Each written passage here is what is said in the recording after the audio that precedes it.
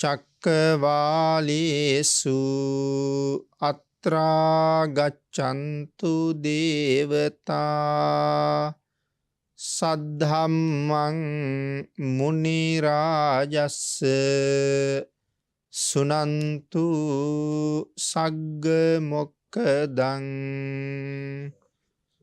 ධම්මස්සවන කාලෝ අයං බදන්තා ධම්මස්සවන කාලෝ අයං බදන්තා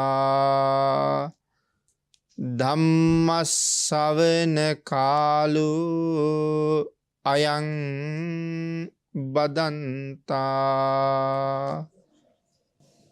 සද්ධර්ම ශ්‍රාවක කාරුණික ගුණගරුක සදහවත් බෞද්ධ පින්නතුනි, බොහෝම ශ්‍රද්ධාවෙන් යුක්තව සියලු දෙනාම සූදානම් වෙන්නේ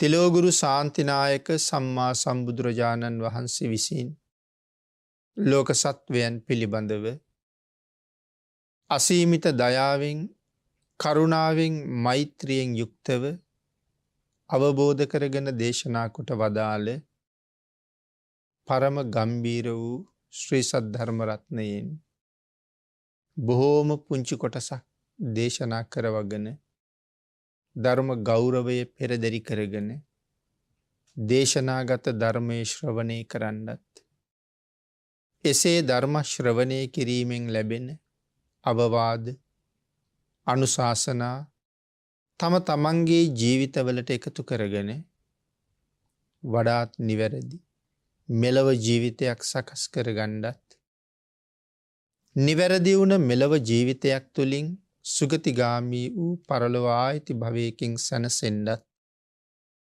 අවසානයේ බලාපොරොත්තු වෙන බෝධියෙන් සැප සහිත ප්‍රතිපදාවෙන් පහසුම ආකාරයෙන් චතුරාර්ය සත්‍ය ධර්ම අවබෝධයෙන් සැනසෙන්න මේ සියලුම පුණ්‍ය ධර්මයන් හේතු වේවා කියන ප්‍රාර්ථනාවත් ඇතුවයි. ඒ බලාපොරොත්තු ප්‍රාර්ථනා එලෙසින්ම මුදුන්පත් කර ගැනීම සඳහා උතුම් වූ ධර්ම දානානිසංසයත් ධර්ම ශ්‍රවණානිසංසයත් තම තමන්ගේ ජීවිත කාලය තුළ මෙතෙක් කරගත්ත සියලුම පුණ්‍ය ධර්මයන්ගේ ආනිසංසයත් හේතු වේවා කියලා ප්‍රාර්ථනා කරමු. පින්නතුනි, අද ධර්ම දේශනාවේ මාතෘකාව හැටියට මම යොදාගන්න කල්පනා කළේ පේතවත්තු පාළියේ සඳහන් වෙන කරණමුණ්ඩ කියන පේතවත්තුව ඇසුරු කරගෙන ධර්ම දේශනාව සිදු කරන්න. මේ කරණමුණ්ඩ කියන පේතවත්වයෙන් සඳහන් කරන්නේ කාය දුෂ්චරිතයත් වචී දුෂ්චරිතයත් කොච්චර භයානකද කියන කාරණාව. දුෂ්චරිතයන් පිළිබඳව සඳහන් කරනකොට කාය වචී මනෝ කියලා ආකාර 3ක් පැහැදිලි කරනවා. නමුත් මේ පේතවත්වයේ සඳහන් කරන්නේ කාය දුෂ්චරිතයයි වචී දුෂ්චරිතයයි. අපේ බුදුරජාණන් වහන්සේ මේ කාරණාව පැහැදිලි කරන්නේ කාශ්‍යප භාග්‍යතුන් වහන්සේගේ කාලේ සිද්ධ වෙච්ච සිදුවීමක් එක්ක. එක්තරා ගමක මේ සඳහන් කරන්නේ කාශ්‍යප භාග්‍යතුන් වහන්සේගේ කාලේ ජීවත් වුණා බොහෝම ශ්‍රද්ධාවන්ත උපාසක කෙනෙක්. එතුමා පිරිවරාගත්ත තව උපාසකවරු 500ක් විතර හිටියා. මේ ප්‍රධාන උපාසක තැන සෝවාන් වෙච්ච කෙනෙක්. ඔහු නිසා විශාල පිරිසක් පින් කරනවා. සත්පුරුෂයන්ගේ ඇසුර හැමදාම සැපයක් කියලා සඳහන් කළේ ඒකයි. දැන් මේ පිරිමි 500ක් දෙනා පින් කරන නිසා ඔවුන්ගේ භාර්යාවොත් ඔවුන්ට අනුවම කුසල් රැස් කරන්න පටන් ගත්තා. ඒගොල්ලොත් බොහෝම දැහැමි. එතකොට පිරිස දැන් 1000ක් ඉන්නවා. පුරුෂයෝ 500යි කාන්තාව 500යි. මේ අය නිතර නිතර රෑ දවල් පින් වැඩෙන පින්කම් කරනවා. ඔය ඒ දඬු පාලම් හදනවා. මිනිස්සුන්ට ප්‍රයෝජනවත් බොහෝ දේවල් කරනවා.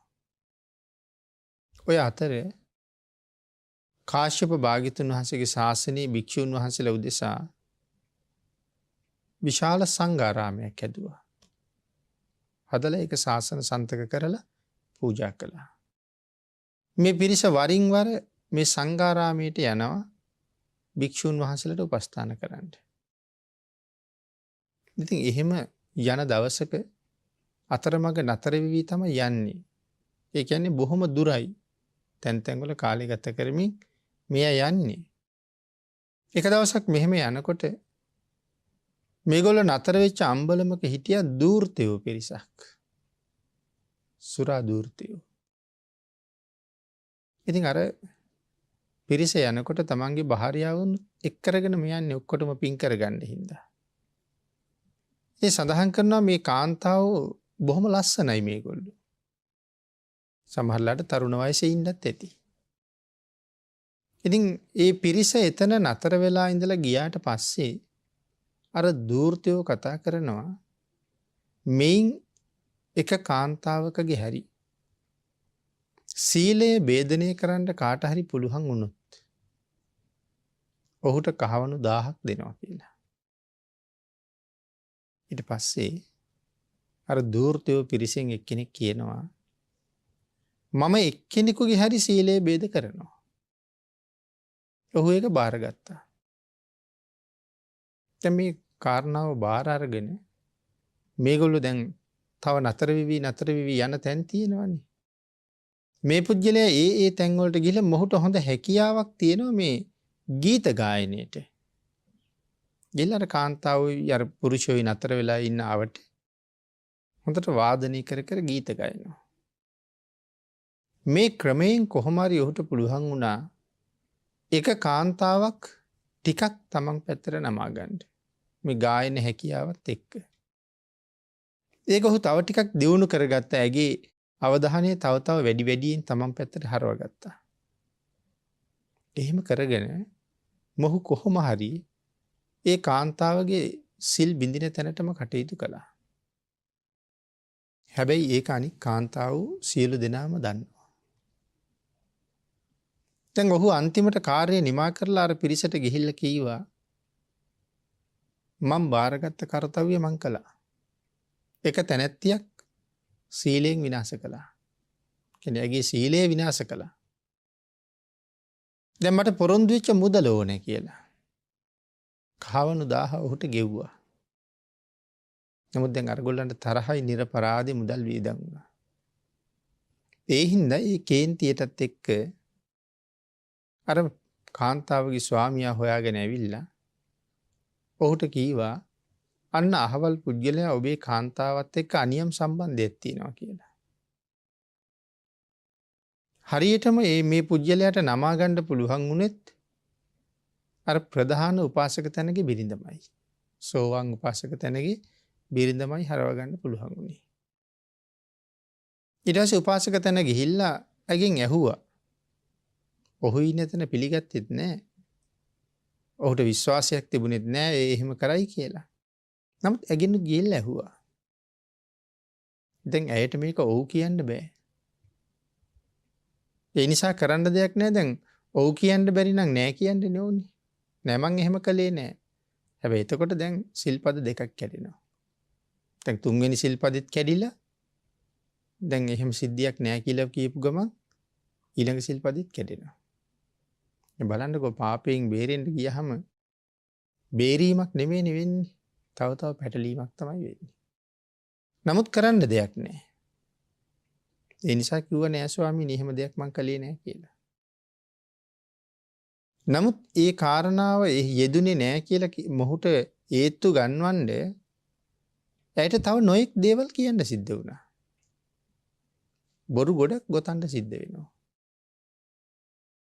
නමුත් ඇයට තේරෙනවා මම මේ මොනවා කීවත් මොහු මගේ කියමන විශ්වාස කරන්නේ නැහැ. ඒ හින්දා ඇය තීරණය කළා දිවුරන්න ඕනේ කියලා.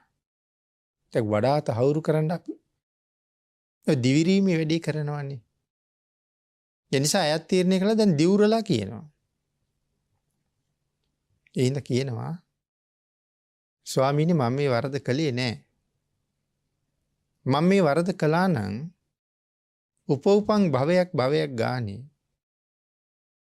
කළු පාට කන් දෙක කඩා වැටිච්ච භයානක පෙනුමක් තියෙන සුනකෙක් මාව කාලා දාන්න ඕනේ කියලා. බොරු නම් කිව්වේ එහෙම වෙන්න ඕනේ මට. දැන් ඇය දිවුරලා කොහොම හරි ඇඟ බේරගත්තනේ. නමුත් අර පුරුෂයා අර අනික් කාන්තාව ගෙන්නලා ඇහුවා මම කියන්නේ ඇත්තද? දැන් ඒ අය දන්නවා මම කියන්නේ බොරු ගොඩක් කියලා. නමුත් දැන් ඇය බේරගන්න නිසා අරගොල්ලෝ කිව්වා ඔව් ඇය කියන්නේ බොරුවක් නෙමෙයි කියලා. ඒත් මොවුන් පිළිගන්නේ නැති නිසා ඒ කාන්තාවන්ට සිද්ධ වුණා දිවුරන්න. අපි කියන්නේ බොරු නම් උපෝපං හැම જાතියකම මැගේම දාසියෝ වෙන්න ඕනේ කියලා ප්‍රාර්ථනා කළා. කියන්නේ දිවුරුවා එහෙම. නමුත් අර කාන්තාව ඉතින් බොරුවට දිවුරලා හරි බේරුමක් හෙව්වට ඇගේ හිතේ බුරබුරා නැගෙනවා වේදනාව. එමේ කාලයක් තිස්සේ මනාව සිල් රැකගත්ත කෙනෙක්නේ. නමුත් සංසාරේ හැටි එහෙම තමයි. කෙලෙස් වල හැටි එහෙම තමයි. ඒ ක්ලේශ වසඟයට ගියහම මොකක්ද වෙන්නේ කියන එක තේරෙන්නේ නැහැ. සමහර තැනක සඳහන් කළේ කාමය අන්ධයි කියලා. ඉතින් ඒ නිසා Tamanට ගොඩක් වැරදිච්ච බව තේරෙන්නේ හුඟක් පහු වුණාට පස්සේ. නමුත් එතකොට හදන්න බෑ. වැරදිලා ඉවරයි. ඉතින් මේ කාන්තාවට ඒ ගැන පුදුම මානසික දුකක් තියෙන්නේ. අනික බොරු කියන්න වුණා. ඒක වහන්න බොරු වැලක් කියන්න වුණා. තමන් නිසා අනිත් ඔක්කොම සිල් කඩාගත්තා සේරම තමන් බේරගන්න බොරු කීවා. එතකොට මේ ඔක්කොම හිතේ බලපානවනේ. ඒ නිසා ඒ නොබෝ කාලයකින්ම කෘෂ වෙලා ලෙඩ වෙලා ගිහිල්ලා ඉතා ඉක්මනට මැරිලා ගියා. මැරිලා ගිහිල්ලා හිමාලයේ විමාන ප්‍රේතියෙක් වෙලා ඉපදුනා. කරණමුණ්ඩ විල සමීපයේ තමයි ඉපදුනේ. ඇය උපදිනකොටම ඒ සමීපයේ තවත් වෙනත් විලක් පොකුණක් පහළ වුණා ඇගේ කර්මය නිසා. වෙනම පොකුණක් පහළ වුණා. කාටද මේ විමාන ප්‍රේතියෝ කියලා කියන්නේ? දවසෙන් භාගයක් සැප විඳිනවා. දිව්‍යමය සැප විඳින්නේ. දවසින් අර්ධයක් දුක් විඳිනවා. ඒ ඇයට තමයි විමාන ප්‍රේතියෝ කියලා කියන්නේ. මොකද අර මේගොල්ලෝ සිලුත් රැක්කනේ. ඒ සීලේ ආනිසංසයට සැප විඳිනවා. නමුත් පවුත් කළා. ඒ නිසා දවසින් භාගයක් දුක් විඳිනවා. අනික් කාන්තාවොත් මැරුණා. නමුත් ඒගොල්ලෝ බොරුවට දිවුරුවානේ. ඒ නිසා මැගේ පරිවාර දාසියෝ වෙලා විමාන ප්‍රේතියෝ හැටියටම ඉපදුනා. දැන් බාන කර්මයක් විපාක දෙන හැටි. ඇයට දාසියෝ ඉන්නවා විශාල ප්‍රමාණයක්. ඇය විමාන ප්‍රේතියක් ඔක්කොමත් විමාන ප්‍රේතියෝ. අවුරුදු 500ක් විතර ගෙවිලා ගියා. ප්‍රේතයන්ට දීර්ඝ ආයුෂය. ඉතින් එයාට තියෙන දිව්‍යමය මාලිගා, දිව්‍යමය යහනාව, දිව්‍යමය කෑම බීම දවසේ භාගයක. ඊතුරු භාගයේ තනිකරම ප්‍රේත දුක විඳිනවා. දැන් ඉතින් අර සැප විඳින කාලේ, කියන්නේ දවසේ භාගයක් සැප සහිත කාලේ මේ කාන්තාව කල්පනා කරනවා අනේ අපි අතර එකම පුරුෂයෙක්වත් නැහෙනේ. පුරුෂයෙක් නැති ජීවිතේ මොකටද? එහෙම කල්පනා කර කර ඉඳලා මේගොල්ලෝ කල්පනා කරනවා මනුස්ස ලෝකෙන් හරි පුරුෂයෙක් ගෙන්න ගන්න ලැබුණොත්. ඒකට මොනවද මේගොල්ලෝ තීරණය කරන්නේ? දැන් මේගොල්ලෝ ඉන්න අවට තියෙනවා මේ හිමාලය කියන්නේ බොහොම ශාස්ත්‍රීයයිනේ. ඊටාම හොද්දට වැවිච්ච පළතුරු ආදී ආහාර පානයට සුදුසු දේවල් බොහොමයි හිමාලයේ. හිමාලය අපි හැමෝටම පේන්නේ නැහනේ. අපිට හිමාලය කියලා ගිහිල්ලා බලහම මේ තියෙන්නේ හිමාලය කියලා පෙන්වන්න කඳු ප්‍රදේශයක් තියෙනවා. නමුත් මේ හිමාලයේ අපිට නොපෙනෙන ප්‍රදේශයක් තියෙනවා. ඒ ප්‍රදේශයේ පේන්නේ අභිඥාලාභීන්ට විතරයි. හිමාලය විතරක් නෙමෙයි. මේ ලෝකේ අපිට මේ මුළු ලෝකෙම පේන්නේ නැහැ. අපේ ඇහැට ගෝචර නොවන ප්‍රමාණයක් තියෙනවා. ඉතින් එවන් කාරණා සාකච්ඡා කරන්න බොහොම දිගයි. ගුරුලෝ පිළිබඳව එහෙම සඳහන් කරනකොට යොදුන් 150ක් දිග ගුරුලෝ ඉන්නවා කියලා කියන්නේ. යොදුනක් කියන්නේ දල වශයෙන් 70ක්ම 10ක් කියලා කිව්වොත් 10 150න් ගුණ කරලා බලන්න ඕනේ මේ ගුරුලා කොච්චර දිගයිද කියලා. ඒ කියන්නේ සතපුම් 1500ක් තරම් දිග ගුරුලෝ අපිට පිළිගන්න තියා හිතා ගන්නවත් පුළුවන්ද? 70ක්ම 1500ක් තරම් කියලා කියහම ඒ කියන්නේ අපේ ලංකාවේ වැහුවත් ඒ සතාගේ ඉස්සරහ පිටිපස්ස රටින් එළියට යනවනේ. ඒ තරම් විශාලයි. ඉතින් අපිට ඒ හින්දා තේරෙන්නේ නැහැ. නමුත් ඔය ගුරුලෝ පිළිබඳව නාගයෝ පිළිබඳව ධර්මයේ වෙනම විස්තර කරන තැන් තියෙනවා. ටිකක් වැඩිපුර විස්තර කරලා තියෙනවා ධර්මයේ. ඔය සත්ත්ව සීදන්තර වාසී කියලා කියන්නේ පවුරු වලලු 7කට එහා. දැන් අද කිසිම විද්‍යාඥයෙක් මේ පවුරු වලලු 7ක් කියන ප්‍රමාණය හොයලා නැහැ. කාටවත් ගෝචර වෙලා නැහැ. ඉතින් ඒ වගේ අපිට නොපෙනෙන තැන් හිමාලෙත් එහෙමයි. දැන් අපි කතා කරන කරණ මුණ්ඩ විල, සීහපපාත විල, අනවතප්ත විල, චද්දන්ත පොකුණ මේ ආදී පොකුණු සහ විල් සාමාන්‍ය මනුස්ස පතේ ඉඳලා සතපුම් 200ක් විතර උඩින් තියනවා කියලා කියන්නේ. කොහොමත් අපිට ගෝචර නැහැ නේද එතකොට? ඉතින් ඒ හින්දා මේ හිමාලයේ කොච්චර ආහාර පාන ආදියෙන් ශාස්ත්‍රීයකද කියන කතාව ওই නොඑක් විල් පොකුණු විස්තර කරපු තැන්වල විස්තර කරලා තියෙනවා. චද්දන්ත විලේ එහෙම මේ පළතුරු විල වටේටම යදුන් භාගේ පළතුරු උයන් තියෙන්නේ. නේ එතකොට විල වටේට පළතුරු වලලු තියෙන්නේ. ඉතින් සඳහන් කරනවා කොස් ගෙඩි එහෙම මහා හැලි වගේ කොස් කියලා කියන්නේ. ඉදුණහම පැණි බේරෙන හැලි වගේ කොස් තිබුණා කියලා කියන්නේ. උග්ගස් ගැන කියනකොට කියන්නේ පුවක් ගහක් වගේ ලොකු යුග්දණ්ඩක් කියලා. ඒ වගේ බොහොම විශාලයි. ඉතින් මේ කාන්තාව මේ ප්‍රදේශයේ තියෙන අඹ කඩලා ගඟට දානවා. ඉතින් ගඟ දිගේ පාවෙන අඹ මනුස්ස ලෝකෙට ඇවිල්ලා මිනිස්සු මේ අඹ කාලා කොහෙන්ද මේ අඹ කියලා හොයාගෙන අඹ හොයාගෙන මෙහාට එයි. එහෙම වුණොත් එහෙම පුරුෂයෙක්වත් අපිට තියාගන්න පුළුවන් කියලා හිතලා තමයි මේ වැඩේ කරන්නේ. ඉතින් මේ කඩලා දාන අඹ ඉතින් මනුස්ස ලෝකේ යනවා බොහොම අඩුයි. මොකද කඩලා දාපුවාම පල්ලෙහින් තාපසවරු ගන්නවා අඹ. අයිතිකාරයෝ නැති වස්තුනේ. කැමට තාපසවරු ගන්නවා. එයින් මගේ ඇරිලා පාවෙලා යනවා වැද්දන් විසින් ගන්නවා. එයිනුත් මගේ ඇරිලා යන අඹ සමහරලාට මේ කුරුල්ලෝ ඒ කුරුල්ලොත් මේ අඹ ගන්නවා. සමහර ඒවා ගඟේ ඉවුර දෙපැත්තට පාවිලා ගිහිල්ලා ඉවුරේ නතර වෙනවා. ඉතින් කලාතුරකින්ම තමයි ගෙඩිය පල්ලෙහාට ගියොත් යන්නේ. කොහොම හරි හැබෑවටම අඹ ගෙඩිය පාවිලා පල්ලෙහාට ගියා. ගිහලා ගංගා කියන නදියට වැටිලා පල්ලෙහාට ගලාගෙන යනකොට බරණස් රජුරුව නාන්න ඇවිල්ලා සාමාන්‍ය රජුරුව නානකොට යකඩ දැලක් දානවා. ඒ දාන්නේ රජුරුවන්ගේ ආරක්ෂාවට. මේ විශාල අඹ ගෙඩියක් ඇවිල්ලා මේ දැලට හේතු වුණා. රාජපුරුෂයෝ දැක්කා. අඹ ගෙඩියක් බව හොඳටම තේරෙනවා.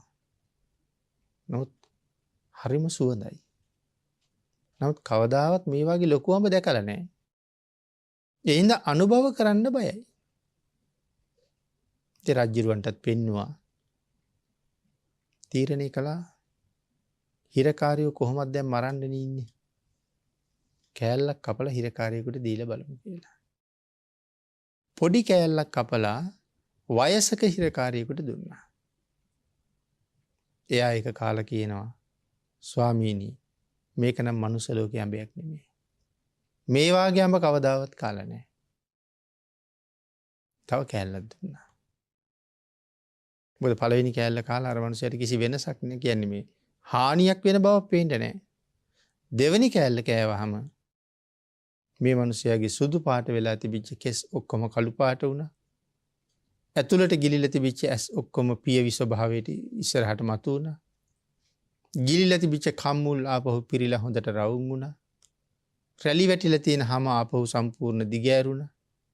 නැමිලා තිබිච්ච කොන්ද හොඳට කෙලින් වුණා. දැන් හරියට නිකන් අවුරුදු 25 30 තරුණෙක් වගේ. ඒ වයසින් බොහෝම ජරා ජීර්ණ වෙලා හිටපු කෙනා. දැන් හොඳ තරුණ පෙනුමයි. ඊට පස්සේ ඉතුරු අඹ ගෙඩිය ඔක්කොම රජ්ජුරුව කෑවා. දැන් රජ්ජුරුව හරියට දිව්‍ය ලෝකෙන් බැහැපු දිව්‍ය කුමාරයෙක් වගේ. රජ්ජුරුව ඊට පස්සේ මිනිස්සුන්ගෙන් ඇහුවා මේ අඹ කොහෙද තියෙන්නේ? මිනිස්සු කියනවා දන්නේ නැහැ ස්වාමීනි, වනචාරීන්ගෙන් අහන්න කියලා. ඒ කියන්නේ වැඩි පුද්ගලයන්ගෙන් අහන්න. වනචාරී කියලා කියන්නේ වනේ හැසිරෙන. ඒගොල්ලන්ගෙන් අහන්න. ඒගොල්ලෝ කියනවා ස්වාමීනි මේ අඹ තියෙන හිමාලයේ. කාටද ගෙනත් දෙන්න පුළුවන් කියලා ඇහුවා. එක්කෙනෙක් ඉදිරිපත් වුණා.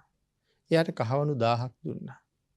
ඒක ගෙනහිල්ලා ගෙදර අයට දුන්නා මම එනකන් මේක තියාගන්න. මේක අවුරුදු ගාණක් යන්න වෙන ගමනක් මේ.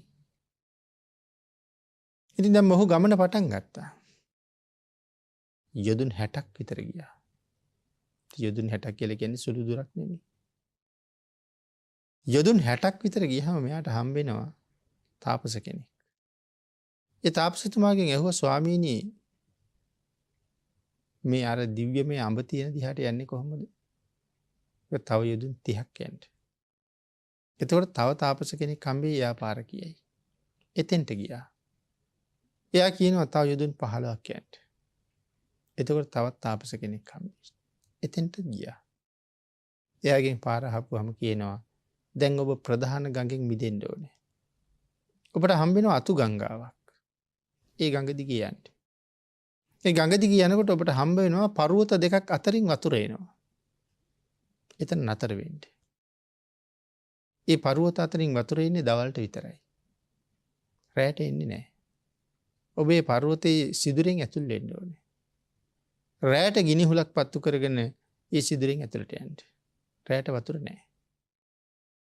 මොහු ඒ සිදුරෙන් එළියට ඇතුළට ගිහිල්ලා එහා පැත්තෙන් මතු වුණාම හරියට නිකන් දිව්‍ය ලෝකයකට ගියා වගේ. මනා සුන්දර එළියයි. මණික් වල එළිය. රත්තරන් පර්වතවල එළිය. රිදී පර්වතවල එළිය. ඉරේලිය වැටිලා පරාවර්තනය වෙලා පුදුම ලස්සනයි. එතකොට අර කාන්තාව දැක්කා පිරිමියෙක් ආවා. මොහු මටයි කියලා දැන් ඔක්කොම දුවගෙන එනවා. මේ පුරුෂයා අයිති කරගන්න. මේ මිනිසයා හොඳටම බය වුණා. එහෙම්ම මර ගල් සිදුරින් එළියට පැන්න ගඟ දිගේම පල්හැට ඇවිල්ලා බරණැසට එනකම් ආවා. රජු ඇහුවා ඇයි? කාරණාව ඔක්කොම කීවා. ඔබ තියෙන තැනටම ගියා. ස්වාමීනි මෙහෙම ප්‍රශ්නයක් වුණා. මං ආවා. ඒක වෙනම ලියනවා. මේ දිව්‍යාංගනාවන් වගේ මේ කාන්තාවන් ඇසුරු කරන්න ඒ පුරුෂයාට පිං මදි කියලා. ඒ නිසා රජුරෝ තීරණය කරනවා මම යනවා කියලා. පිරිසත් එක්ක මගට ඇවිල්ලා පිරිස නතර කරලා රජුරෝ කොහොම හරි අර කියාපු මගින් අර විදිහටම එතෙන්ට ගියා. අර වගේම අර කාන්තාව අලුත් දෙව් කුමරෙක් උපන්නා කිය රජුරෝ ගාවට ආවා. රජුරෝ එක් කරගෙන ගිහිල්ලා තමන්ගේ විමානේ තියාගෙන අවුරුදු 150ක් විතර දැන් රජුරෝ ඒගොල්ලොත් එක්ක ඉන්නවා. ඉන්නේ අර ප්‍රධාන විමාන ප්‍රේතියගේ එක තමයි ඉන්නේ. නමුත් අනිත් අයත් ඉන්නවා පරිවාර අය හැටියට. අවුරුදු 150කට පස්සේ රජුරවන්ට රැයට හැරුණා. මධ්‍යම රාත්‍රියේ හැරුණා. රජුරුවත් එක්ක යහනේ ඉන්න අර දිව්‍යාංගනාවක් වගේ කාන්තාව යහනේ නැගිටලා බැහැලා කොහෙද යනවා රජුරුව බලාගෙන. රජුරුව බලාගෙන හිටියා මොකද ඇයට වෙන්නේ කියලා. එයා යනවා ළඟ තිබ්බ පොකුණක් ගාවට. ඒ පොකුණ ගාවට ගියහම මේ පොකුණෙන් ගොඩ වෙනවා ඇත් පැටියෙක් වගේ කළුම කළු පාට සුනකෙක්. කන් දෙක කඩා වැටිලා. ඇස් දෙක රතුම රතු පාටයි. ඊටාම භයානක දත් තියෙන්නේ. ඇත් පැටියෙක් වගේ ලොකුයි. අර පොකුණෙන් ගොඩ වෙලා ඇවිල්ලා අර කාන්තාව බලහත්කාරයෙන් බිම පෙරලනවා. දිව්‍යාංගනාවක් වගේ ඉන්න තැනැත්තිය පාද දෙක ඇඟට තියලා පෙරලනවා. පෙරල්ලා මාස ගානක් බඩගින්න හිටපු සතෙක් වගේ.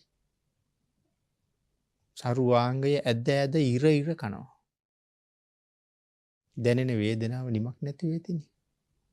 මස් ගලෝ ගලෝ නම් බඩගින්න හිටපු සතෙක් වගේ කනවා. කාගෙන කාගෙන යනවා. එහෙම ගිහිල්ලා මස් කලඳක්වත් ඉතුරු කරන්නේ ඇට සැකිල්ල විතරක් ඉතුරු කරනවා. ඊට පස්සේ ඔහුගේ දතින්ම මේ ඇට සැකිල්ල ඔසවලා අරගෙන අර පොකුණට දාලා සුනකයා අතුරුදහන් වෙනවා. ඒ පොකුණෙන් ගොඩ වෙන්නේ නැවත දිව්‍යාංගනාවක් වගේ. රජුරු මේක බලාගෙන ඉඳලා නොදැක්කා වගේ නිදාගත්තා. පහෝදත් රජුරු ඒ වෙලාවටම නැගිට්ටා. පහෝදත් සිද්ධිය අර වගේමයි. රජුරු දවස් දෙකක් ඔහොම බැලුවා. තුන්වෙනි දවසෙත් රජුරු නැගිට්ටා. රජුරු කල්පනා කළා මේ සුනකයා ඇගේ පෙර වෛරක්කාරයෙක් වෙන්න ඇති. රජුරු එදා සැඟවිලා ඉඳලා ඊ තලයක් අරගෙන අර සුනකයාට විද්දා. සුනකයා මැරිලා වැටුණා. ඊට පස්සේ අර කාන්තාව එදා ආපහු ආවා. ආපුවම රජුරු කතාව ඇහුවා මොකද්ද මේකේ හේතුව? ඇයි ඒ සුනකයාව බව කන්නේ? ආන් අර කාන්තාව අර බොරුවට දිවුරපු කතාව මුල ඉඳලම රජුරවන්ට කීවා. මම මෙහෙම වුණේ මෙහෙමයි. මං දිව්‍යාංගනාවක් වගේ ඉන්නේ දවල්ට විතරයි. ඊට පස්සේ මේ දුක විඳින්න ඕනේ මම. ඒකේ දා මං බොරුවට දිවුරුවේ මං කරන්නේ බොරුවක් නම් කන් දෙක කඩා වැටිච්ච කළු සුනකෙක් උපදින හැම භවයකම මාව කන්න ඕනේ කියලා. ඒ කර්මයයි මට මේ විපාක දෙන්නේ. මේ කාරණා ඔක්කොම ඇය පැහැදිලිවම කීවා. මේගොල්ලොත් එදා මාව බේරගන්න බොරුවට දිවුරලා තමයි මගේ දාසියෝ වෙලා මේ ඉපදිලා ඉන්නේ. විස්තරේ කියලා වාග් දුෂ්චරිතයේ වරද, කාය දුෂ්චරිතයේ වරද මනාව කියලා දුන්නහම රජුරෝ කියනවා මං තව මොහොතක්වත් උඹලා එක්ක ඉන්නේ නැහැ. මට දැන් යන්න ඕනේ කියලා. මේ කාන්තාව අඬාඬ කියනවා යන්න එපා. තවත් මේ දුක මට විඳින්න තිබ්බා. ඔබතුමා තමයි මාව බේරගත්තේ. අර සුනකයාට විදලා මැරුවේ නැත්තම් මං අද රැටත් ওই සුනකයා මාව කනවා. දැන් අවුරුදු 500ක් නෙමෙයි දැන් අවුරුදු 650ක් විතර මේ සුනකයාට ගොදුරු වෙනවනේ. කලින් ඒගොල්ලෝ 500ක් ඉපදිලා හිටියා. රජුරු ඇවිල්ලා දැන් අවුරුදු 150ක් වෙන්න එනවා. ඉතින් නොයේ හේතු කියා බැගෑපත් වෙවි යඬනවා. රජුරු කියනවා බෑ. දැන් බලන්නකො මේ දවල්ට මේ කාන්තාව තනිකරම දිව්‍යාංගනාවක්නේ. එතකොට දැන් රජ්ජුරුව කියනවා මේ දිව්‍යාංගනාවක් වගේ මේ කාන්තාව මෙච්චර ඉන්න කියනකොට රජ්ජුරුව කියන යන්න ඕනේ කියලා. දැන් රජ්ජුරුවන්ට එවන් කාන්තාවක් එක්ක ඉන්න තියෙන කැමැත්ත පවා නැති වුණේ මොකක් නිසාද? රජ්ජුරුව දැක්කා පවක ස්වභාවය කොහොමද කියලා. දැන් අපිට මේ දවස්වල පව් ගැන කියලා දුන්නට මේ අහවල් අකුසලයට නිරේ යනවා කියලා කීවට නිරේ දුක මෙන්න මේ වාගේ භයානකයි කියලා දුන්නට අපි කොච්චර කිව්වත් වැඩි ඒක මායින් කරන්නේ නැහනේ. අපි හිතන්නේ නෑ ඔන්න ඔය නිකන් කියනවා විතරයි. ඔහොම දේවල් නැතුව ඇති. මිනිස්සු බය කරන්න වෙන්න ඇති. ඔය වාගේ හේතු හද අපිම අපි තුලින්ම රැවටි අපි තව පව් කරනවා. නමුත් රජ්ජුරුව ඇස් දෙකෙන්ම දැක්ක සිද්ධිය මොකද්ද කියලා. රජ්ජුරුවන්ට තව මොහොතක් ඉන්න හිතෙන්නේ නැහැ. අරගොල්ලෝ අඬා වැළපෙද්දි රජ්ජුරුව යන්න ලෑස්ති වෙනවා. අන්තිමේ අර කාන්තාව බරණැසට එනකම්ම පස්සෙන් එනවා. පස්සෙන් ඇවිල්ලා අඬ ආපහු යනවා. රජ්ජුරුව බරණැසට ඇවිල්ලා රජ්ජුරුව මොහොතක්වත් ප්‍රමාද නොවි ඉදිරි ජීවිතෙන් වැඩියෙන් රජ්ජුරුව පින් කරන්න පටන් ගත්තා. මොකද අකුසලයේ තරම රජ්ජුරුව හොඳටම දැක්කා. රජ්ජුරුව හොඳටම බය වුණා. ඉතින් මේ කාරණාවෙන් මනාව පැහැදිලි කරනවා මේ වාග් දුෂ්චරිතයයි කාය දුෂ්චරිතයයි දෙක කොයිතරම් භයානකද කියන කාරණාව. දැන් ඇය මුලින් කාය දුෂ්චරිතයක් කළා. ඒ තමයි වැරදි කාම සේවනය. ඒකේ ආදීනවේ බුදුරජාණන් වහන්සේ වෙනම පැහැදිලි කරලා දේශනා කළා. මෙහි ආදීනවේ කොපමණද කියන කරුණ. මේක කර්ම පතයක් බවට පත් වෙන්න කාරණා 4ක් සම්පූර්ණ වෙන්න ඕනේ. වැරදි කාම සේවනය කියහම ඒක කර්ම පතයක් වෙන්න. කර්ම පත කියන්නේ මොනවටද? කර්ම පත කියලා කියන්නේ මරණාසන්න මොහොතේ මතක් වුණොත් ඒකාන්තයෙන් නිරේ උපද්දවනවා කර්මපත. ඒතර කර්මපතයක් වෙන්නේ මන රවුම් වෙච්ච කර්මයක්. දැන් ප්‍රාණඝාතය ගත්තොත් ප්‍රාණඝාතයේට කාරණා 5ක් සම්පූර්ණ වෙන්න එපේ. සතෙක් ඉන්න ඕනේ. ඒ සතාට පණ තියෙන බව දැනගන්න ඕනේ. ඒ සතා මරන්න හිතෙන්න ඕනේ. ඒ සතා මරන්න උපක්‍රමයක් යොදන්න ඕනේ. ඒ උපක්‍රමයට අනුව ඒ සතා මරන්න ඕනේ. ඒතර කරුණු 5යි. මේ කරුණු 5ම හරියටම සම්පූර්ණ වුණාම තමයි මේක ප්‍රාණඝාත කර්ම පතයක් වෙන්නේ. කර්ම පත කියලා කියන්නේ මැරෙන වෙලාවෙ මතක් වුණොත් අපායි උපද්දවනවා. කර්මයක් වෙනයි කර්මපතයක් වෙනයි. තව කෙනෙක් ලව්වනම් මැරෙව්වේ දෙන්නටම සිද්ධ වෙනවා. එතන අනදුන්න කෙනාට ආරක්ෂාවක් තියෙනවා. අපි කියමු වෙඩි තියලා මරන්න කියලායි අන දෙන්නේ. නමුත් අර පුද්ගලයා මරන්නේ දුන්නෙන් විදලා.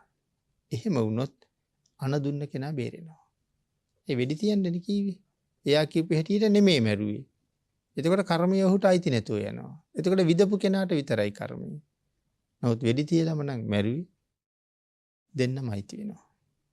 ඊළඟට සඳහන් කරනවා වෙලාවක් කීවනම් අන කරපු කෙනා 11:30ට වෙඩි තියන්න ඕනේ. නමුත් අර පුද්ගලයා වෙඩි තියන්නේ 11:35ට. එතකොටත් ආපහු අන දුන්න කෙනා බේරෙනවා. එහෙම කාරණා තොගයක් මේ ප්‍රාණඝාත කාරණාව සම්බන්ධයෙන් වෙනම තියෙනවා. හොරකම සම්බන්ධිනුත් එහෙම කාරණා 25ක් තියෙනවා. ඒවට කියන්නේ පස් 20 අවහාර කියලා. ආන්ගේ කරුණු දැනගත්තේ නැත්තම් අපි හිතාගෙන ඉන්නේ හොරකම් කළේ නැහැ කියලා. නමුත් අන්තිමට සිල්පදේ කැඩිලා අපි දන්නේ නැහැ. සිල් ආරක්ෂා කරගන්න නම් සිල් කැඩෙන හැටි දැනගෙන තියෙන්න ඕනේ. ඒ පස් 20 අවහාරයේ ගොඩක් කරුණු තියෙනවා. අපි නොදැන සිල් කඩා ගන්න තැන්. ඒ සමහර වෙලාවට අපි කියමුකෝ අපිට කවුරු හරි කෙනෙක් යම් භාණ්ඩයක් දුන්න වෙන කෙනෙකුට දෙන්න කියලා. අපි කියමු අපිට ඒ භාණ්ඩය දුන්න කෙනා අද විදේශගත වෙනවා. එතකොට අය ඔහු එන්නේ අවුරුදු ගානක ඉන්නේ. ඉතින් මට මේ භාණ්ඩය දෙනවා අහවලාට දෙන්න. දැන් මම දන්නවා මොහු තව ටිකකින් රටින් පිට වෙනවා. මේ බඩු ටික මට දුන්න බව මේ බඩු වල අයිතිකාරයා දන්නේ නැහැ. ඉතින් ඕනනම් බඩු ටික මට තියාගන්න පුළුවන්. ඒ හින්දා මේ බඩු ටික ඔහුට දෙන්නේ නැහැ කියලා හිතලා දකුණු අතේ තියෙන බඩු ටික වම් අතට මාරු කරගන්නවා. හැබැයි වම් අතට ගත්තට පස්සේ හිතෙනවා අපරාධිනේ. ඒ මිනිස්යාගේ මේ භාණ්ඩේ ගෙනහිල්ලා මම දෙනවා. ඊට පස්සේ දුන්නත් එකයි නැතත් එකයි. මොකද මේ අතේ ඉඳලා අනික් අතට මාරු කරනකොට හොරකම වෙලා ඉවරයි. ඒක දුන්නත් මට මේ අකුසල කර්මය සම්පූර්ණයි. එහෙම කාරණා ප්‍රමාණයක් තියෙනවා. කරේ තියෙන එක හොර හිතින් අතට ගත්තොත් අතේ තියෙන එක අනික් අතට මාරු කළොත් තියෙන තැනින් සෙලෙව්වොත් තැබිගෙම මේසයක් උඩ ඔරලෝසුවක් තියෙනවා. මට හිතෙනවා මේ ඔරලෝසුව ගන්න ඕනේ කියලා. ඔරලෝසුවට අත තියලත් ඔරලෝසුව හොලවලා නෑ අපරාධි. මේ කරම් මොකටද හොරකමක් ඇඟේ ගා ගන්න කියලා ඔරලෝසුව තිබ්බට වැඩක් නෑ කියලා කියන්නේ. ඒ හොර සිතින් ස්පර්ශ කරලා තිබුණ තැනින් සොලවලා ඉවරයි. ඒ වගේ සියුම් කරුණු ගොඩක් දැනගන්න තියෙනවා. ඉතින් ඒ වගේ කර්මපතයක් රවුම් වෙන හැටි. එතකොට මේ පරදාර සේවනය කොහොමද කර්මපතයක් වෙන්නේ? ඒකත් කර්මපතයක් වෙන්න නම් ආපහු කාරණා 4ක් රවුම් වෙන්න ඕනේ. 4ක් සම්පූර්ණ වෙන්න ඕනේ. ඒ නිසා සඳහන් කළා සේවනය නොකළ යුතු ස්ත්‍රියක් හෝ පුරුෂයෙක් විය යුතුයි. සේවනය නොකළ යුතු කියලා කියන්නේ මට අයිති නැති කෙනෙක්. එතකොට ඔහු සේවනය නොකළ යුතු කෙනෙක්. එහෙම ස්ත්‍රියක් හෝ එහෙම පුරුෂයෙක් වෙන්න ඕනේ. සේවන චිත්තය ඇති වෙන්න ඕනේ. මේ කාම සේවන සිත ඇති වෙන්න ඕනේ. සේවනයට උත්සාහ කරන්න ඕනේ. සේවනය ඉවසන්න ඕනේ. මේ කාරණා 4 සම්පූර්ණ වුණොත් තමයි කර්මපතේ සම්පූර්ණ වෙන්නේ. නමුත් වැරදි කාමසේවනය කියලා කියන්නේ අතිශය භයානක වූ අකුසල කර්මයක්. ධර්මයේ අපි අහලා තියෙනවා අතීතේ ඉඳලම. වැරදි කාමසේවනය කරපු අය කටුඹුල යනවා කියලා. පොඩි කාලේ ඉඳලා අපි අහන කතාවක්. ඉතින් ධර්මයේ විශේෂයෙන් සඳහන් කරන මේ නිරේ කටුඹුල් නිරේ කියලා වෙනම නිරයක් තියෙනවා. ඉඹුල් ගහක් යදුන් ගාන කුසයි. තනිකරම ගිනි අරගෙන රතුම රතු පාට අඹ දැල්ල වගේ තියෙන ගහ. කටුවක් අඟල් 16ක් දිගයි කියලා කියන්නේ. කටු තියෙනවා හැමතැනම කටුවක් අඟල් 16ක් දිගයි කියලා කියනවා. ඒ දිගයි විතරක් නෙමේ ඒ කටු අග්ගිස්සෙන් ටිකක් නැමිලා තියෙන්නේ. එතකොට යමපල්ලන් පහර දුන්නාම සමහරු මේ ගහ දිගේ උඩට නගින්න ඕනේ. මේ කටු දැක්කම දැන් කටුත් රතුම රතු පාටයි. මේ කටු දැක්කහම නගින්න බයයි. හැබැයි ඉතින් අරගොල්ලෝ පහර දෙන හැටියට නැග්ගොත් ඊට වඩා හොඳයි කියලා හිතෙනවා. ඒ තරමට වේදනාව වෙන්න ගහනවා. නගින්න ගත්තාම මොකද වෙන්නේ? මේ කටු ඉස්මුදුනෙන් ඇනෙන්න ගත්තාම මේ ගහ අල්ලගන්න ගහ ගාවට යන්නත් එපේ. නිරිසත්තු හරි ලොකුයි. අපි මැරුණාම අපි අපායේ ඉපදින්නෙත් මේ ඇඟෙන්ම නෙමෙයි. සඳහන් කරනවා නිරිසතෙක් යදුන් ගාන කුසයි. හැබැයි තාම සියුම් ශරීර තියෙන. විශාල සත්තු නිරිසත්තු කියන්නේ මිනිස්සු. ඒ කියන්නේ මේ දුක දෙන අය නෙමෙයි දුක විඳින අය. දෙන අයත් එහෙමම තමයි. ඉතින් අපි කියමුද එක කටුවක් පළවෙනි කටුව ඉස්මුදුනේ ඇනුණා කියලා. නගින කෙනාගේ. ඒතකොට දැන් ගහනකොට තව නගින්න එපැයි. එතකොට අරක ඉස්මුදුන කඩාගෙන නලල දිහාට එනවා. ඒ නලල දිහාට ඒ කටුව එනකොට අර උඩ ආයේ කට්ටක් ඇනිච්ච ස්වභාවයක්, ඉරිච්ච තැලිච්ච තුවාලයක් ස්වභාවයක් මුකුත් නැහැ. පියවි ස්වභාවයයි. ඒතකොට ඊළඟ කටුව එතනින් ඇයෙනකොට කලින් ඇනිච්ච කටුව නහය දිහාට එනවා. ඊළඟ කටුව නලල දිහාට එනවා. උඩ ආයේ තිබුණා වගේමයි ඊළඟ කටුව එතනින් ඇනෙනවා. ආන් එහෙම කටු එනිය සර්වාංගේ පුරාම ඉරාගෙන නගින්න ඕනේ. මේ කොච්චර යනුණා බඩවැල් ගැලවුණා, ඇටකොටු ගැලවුණා, හෘද වස්තුව ගැලවුණා, මැරෙන්නේ නැහැ එහෙම වුණා කියලා. නිරේ විපාක දෙනකොට එහෙම මැරෙන්නේ නැහැ. කර්මය තියෙනවනේ. ඒ කර්මය ඉවර වෙනතුරු දුක් විඳිනවා. මැරුණත් ඇහි පිල්ලම් ගහන මාත්‍රයට උපදිනවා. නැත්තම් හිතෙනවනේ මේකවත් ඇනිලා මැරිලා ඉවරයක් වෙනින් මේක කියලා. එහෙම එකක් නැහැ. එමනම් ඒව එහෙ යන්න කලින් හිතන්න තියෙන දේවල්. හැම කර්මයක්ම එහෙමයි. ඉතින් ඒ වගේ විපාක විඳින එක තැනක්. ඊළඟට කාන්තාව පිළිබඳව නම් තව සඳහන් කරනවා සංඝාත නිරේ. වැරදි කාමසේවනයේ යෙදිච්ච කාන්තාවන් දුක් විඳින තවත් එක නිරයක් කියලා කියන්නේ සංඝාතය. කාන්තාවන්ගේ ඉන ගාවට එනකන් යකඩ පොළවේ ගිලිලා. ඉනෙන් උඩ විතරයි උඩට තියෙන්නේ. මේ යකඩ පොළොව තනිකරම අඹ දැල්ල වාගේ රතු වෙලා තියෙන්නේ ගින්දරෙන්. ඉතින් පිලිස්සෙනවා ඉන ගාවට එනකන්. ඉන ගාවට එනකන් විතර නෙමෙයි. ඉතින් මේ ඉන ගාවට එනකන් ගැඹුරට තියෙන තනිකර යකඩයක් අඹ දැල්ල වාගේ රතු වුණාම ඒ උණුසුමටවත් ළඟ ඉන්න බෑනේ. නමුත් කර්මයෙන් මැරෙන්නේ නැහැ. නමුත් ඉනෙන් පහළ කොටස අඟුරු වෙනවා. නමුත් මැරෙන්නේ නැහැ. වේදනාව තියෙනවා. ඒ වේදනාව මේ මනුස්ස ගින්දරින් යම් වේදනාවක්ද ඒ වාගේ 100,000 ගුණයෙන් වැඩි. ඉතින් එහෙම ඉනෙන් පහළ එහෙම අඟුරු වෙවි පිච්චෙනකොට සඳහන් කරනවා මේ මහා හෙන හඬක් වාගේ හඬක් ඇහෙනවා.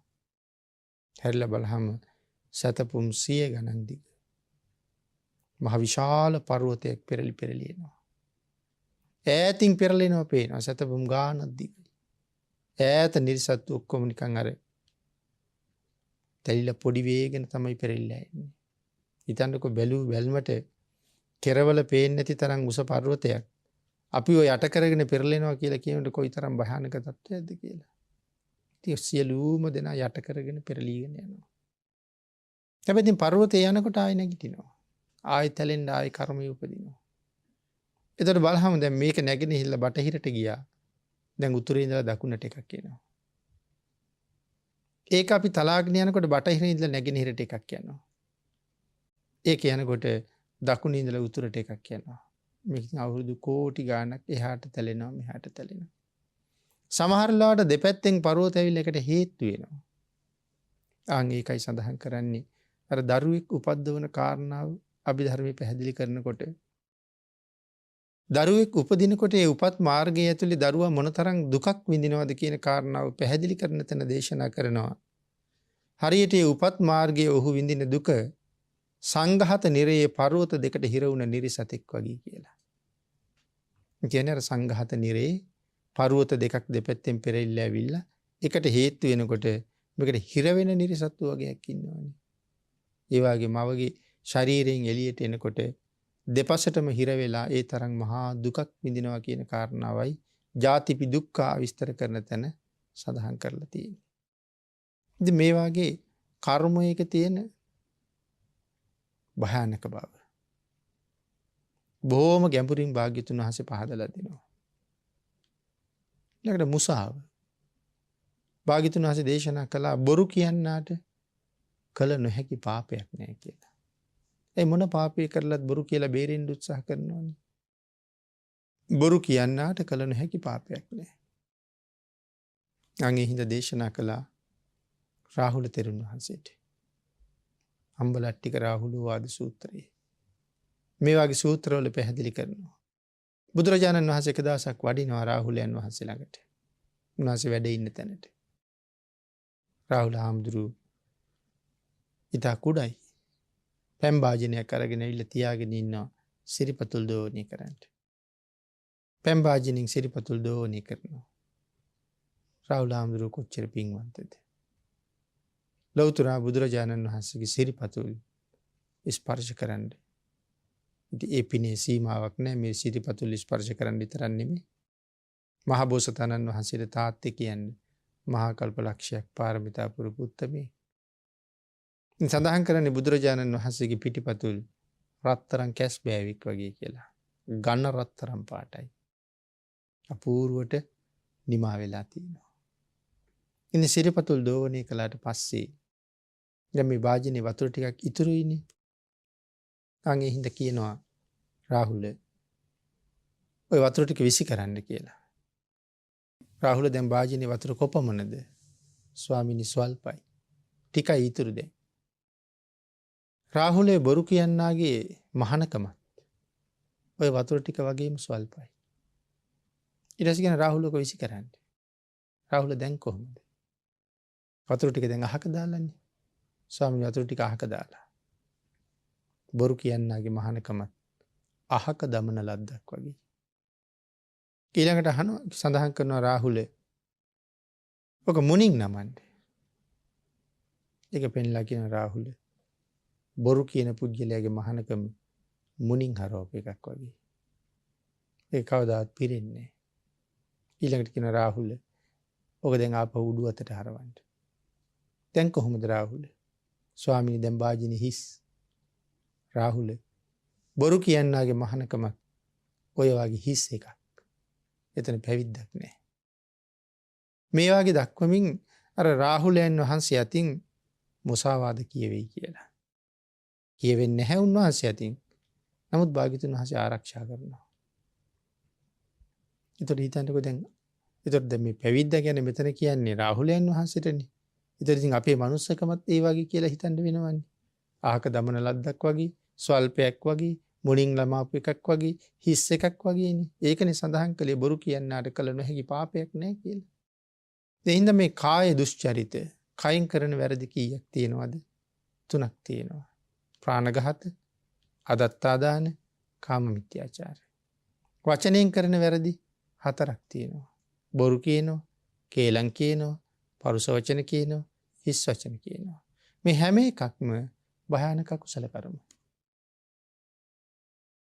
සසර බොහොම පින් කරලා වචන පිට කරන්න පුළුවන් දිවක් සහිත කටක් ලැබලා පින නිසා ලබාගත් මුඛයෙන් අපි අපායට යන්න නම් පාර හදන්නේ. ඒ කතා කරන්න පුළුවන්කම නොතිබුණා නම් ඊට වඩා හොඳයි. නමුත් මේ ඉන්ද්‍රියන් අපි පින් කරලා අරගත්තේ අපායේ පාර අරින්න නෙමෙයි සුගතිය දොර විවෘත කරගන්න. ආන්ගේ සඳහා මේ ඉන්ද්‍රියන් ප්‍රයෝජනෙට අරගෙන වහවහ සංසාරයෙන් එතර යන්න බුද්ධාන්තරයක ලැබිච්ච මනුස්ස ජීවිතයට මං හොඳ සාධාරණයක් කළාද කියලා හැම වෙලාවෙම කල්පනා කර භාග්‍යතුන් වහන්සේගේ අවවාදයට කීකරු සදැහැති ශ්‍රාවකයෝ හැටියට භාග්‍යතුන් වහන්සේගේ සරණින් ආශිර්වාදයෙන් සතර පායෙන් මිදිලා සුගතියෙන් සුගතියට ගිහිල්ලා අමා මහ නිවනින් සැනසෙන්න මේ රැස් කරගත්ත කුසල ධර්මයත් අපට ආශිර්වාදයක් වේවා. භාග්‍යතුන් වහන්සේගේ ආශිර්වාදයේ සරණ නිරන්තරයෙන් ලැබේවා කියලා අපි ප්‍රාර්ථනා කරමු. පින්නතුනි, අද මේ ධර්ම දේශනාවේ දායකත්වයේ දරනු ලබන්නේ මුල්ලවත්ත ගොතටුව ලිපිනෙහි පදිංචි ජීවන් මානගේ මහත්මයා සහ චතුරි ජයසිංහ මහත්මිය ඇතුළු පවුලේ සියලු දෙනා විසින්. උතුම් අරමුණ හැම දිනාටම උතුම් වූ චතුරාර්ය සත්‍ය සුඛ සහගත අයුරින්ම ඊ타ම ඉක්මනින් අවබෝධ කර ගැනීම සඳහා මේ කුසල කර්මයේ හේතු වේවා. අපේ නමින් නැසී මිය පරලෝකීය නෑදෑ හිත මිත්‍රාදීන්ට පින් අනුමෝදන් වේවා. ඊට අමතරව සෙත් ප්‍රාර්ථනා කරනවා සුජීවත්ව වාසය කරන පුණ්‍යවතී පෙරේරා මවට හා JAD ප්‍රේමතුංග පියාණන්ට නිදුක් නිරෝගී සුවය සහ දීර්ඝායුෂ ලැබේවා. ජූනි මාස 7 වන දින උපන් දිනේ සමරු විභාෂ ආදුල්ක පුතුට හා රන්ධාර පුතුට නිදුක් නිරෝගී සුවය සහ දීර්ඝායුෂ ප්‍රාර්ථනා කරනවා. ජීවන් මානගේ මහත්මයා සහ චතුරි ජයසිංහ මහත්මිය යන අයට නිදුක් නිරෝගී භව චිරජීවනයේ ලැබේවා. පින්කමට සහ සම්බන්ධ වූ සියලු දෙනාටම නිදුක් නිරෝගී සුවය සහ දීර්ඝායුෂ ලැබේවා. ජූනි මාස 24 වන දින උපන් දිනේ සමරු පුණ්‍යවතී පෙරේරා කාංචනා ජයසිංහ යන අයට රත්නත්‍රි ආශිර්වාදය ලැබේවා. ජූනි මාස 20 වෙනි දින උපන් දිනේ සමරු අමන්ත මල්මී පුතණුවන්ට රත්නත්‍රි ආශිර්වාදයෙන් නිදුක් නිරෝගී භාවයේ චිරජීවනයේ සැලසේවා කියලා ප්‍රාර්ථනා කරනවා. ජීවන් මානගේ මහත්මයා සහ චතුරි ජයසිංහ මහත්මිය විසින් පුණ්‍යානුමෝදනා කළ සියලු දෙනාටම පින් අනුමෝදන් වේවා. ආශිර්වාද කළ සියලු දෙනාටම රත්නත්‍රි ආශිර්වාදයෙන් නිදුක් නිරෝගී භාවයේ චිරජීවනයේ සැලසේවා. හැම කෙනෙකුටම ඊ타ම ඉක්මන් භවයක ඊ타මත්ම කෙටි කාලයකින් සැප සහිත ප්‍රතිපදාවකින් අමා මහ නිවනින් සැනසෙන්න මේ උතුම් පුණ්‍ය කර්මයන් හේතු වාසනා වේවා කියලා ප්‍රාර්ථනා කරනවා. ආකාසට්ඨා ච බුම්මට්ඨා දේවා නාග මහිද්దికා පුඤ්ඤන්තං අනුමෝදිත්වා චිරං රක්ඛන්තු ලෝක සාසනං දේවෝ වස්සතු කාලේන සස්්‍ය සම්පත්ති හේතුච පීතෝ භවතු ලෝකෝ ච රාජා භවතු ධම්මිකෝ.